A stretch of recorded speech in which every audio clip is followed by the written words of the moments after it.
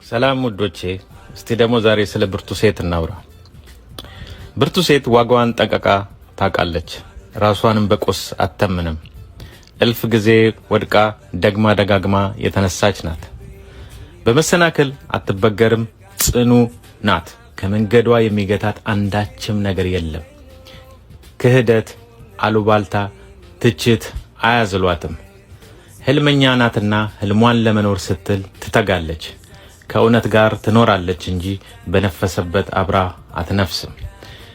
ከብዙ ስህተቶች ብዙ የተማረች በፈተና የተሞረደች ናት። ብርቱ ሴት ብዙ ያነባች ብትሆንም ፈገግታዋ ጌጥ ነው። እርሷ ላመነችበት ቆራጥ፣ ለወዳጆቿ ምቹ ናት። ብርቱ ሴት ውብ ናት። እንደው ማን ያገኛት ይሆን?